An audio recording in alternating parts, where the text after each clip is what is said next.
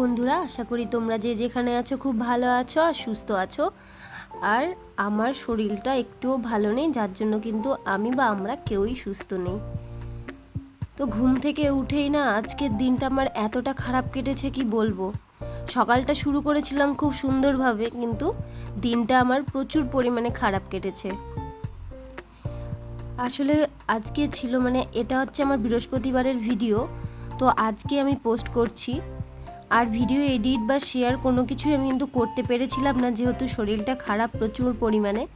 তো এই দিনটা শুরু করেছিলাম খুব সুন্দরভাবে। সকালে উঠে হাত পাটা একটু ব্যথা করছিল ঠিকই, কিন্তু সমস্ত কাজবাজ কিন্তু আমি সুন্দরভাবে সেরে নিয়েছিলাম। আর যেই না স্নান টান করে উঠেছিলাম, আর তারপরে যে আমার কি প্রচণ্ড জ্বর। আমি না কোনো কাজ করতে পেরেছি, না রান্না করতে পেরেছি, না কোনো কিছু করতে পেরেছি। অনেক কষ্টে আমি ঘুমিয়েছিলাম, কিন্তু কিছু করার নেই। বাড়িতে যেহেতু বাচ্চা কাচ্চা সবই আছে, তাদেরকে খাওয়ানোর দায়িত্বও তো আছে।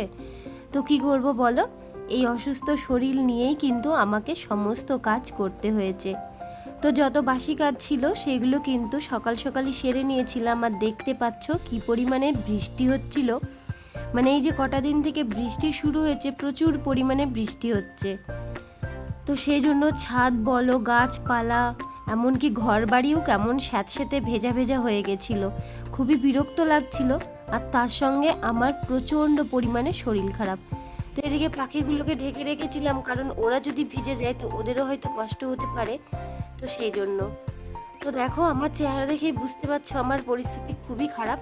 আর ওইদিকে জামা কাপড়গুলো মেলে রেখেছিলাম, বাইরে যেহেতু বৃষ্টি হচ্ছে, সমস্ত জামা কাপড় ঘরের মধ্যেই ছিল, বাইরে মেলার কোনো উপায় ছিল না। তো কাজ সেরে স্নান পুজো সমস্তটা সেরে নিয়েছিলাম। আর ছেলে কিন্তু বসে বসে খেলা করছে। তো ছেলেকে ঘুম থেকে উঠে খাইয়ে দিয়েছিলাম। আর এই যে জামা কাপড়গুলো দেখছো, বাইরে মেলার কোনো পরিস্থিতি নেই, তাই ঘরেই কিন্তু মেলে দিতে হবে। তো এইদিকে দেখো ছেলে খেলা করছে।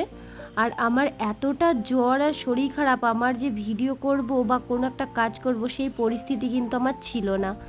আর বাইরে এদিকে প্রচুর পরিমাণে বৃষ্টি হচ্ছিল, আর আমি কিন্তু ঘরে অনেকটা সময় ঘুমিয়েছিলাম কাজটা সেরে চাটা খেয়ে। তো তারপরে যেহেতু ছেলে আছে, ওর খিদে পেয়েছিল আর আমাদেরও খিদে পেয়েছিল, তো তার জন্য একটু আলু ভাজা আর রুটি করে নিয়েছিলাম। তো এরপরে আর কোনো কিছু আমি রান্না করতে পারিনি। দুপুরের খাওয়াটা কিন্তু হোটেল থেকে নিয়ে আসা হয়েছিল। তো কি বলবো বলো, এরকম শরীরের পরিস্থিতি থাকলে কেই বা করতে পারে একা হাতে সংসার, যেটা আমার। তো কিছু করার ছিল না। তো চলো আজকের মতো ব্লগটা এখানেই রাখছি, কারণ ব্লগটা আমি বড় করতেও পারিনি। তো কিছু মনে করো না প্লিজ, দয়া করে ব্লগটা আমার দেখে নিও। কেমন হয়েছে অবশ্যই একটা লাইক কমেন্ট করে জানিয়ে দিও। চ্যানেলটার পাশে থেকো। টাটা, সবাই ভালো থেকো, সুস্থ থেকো।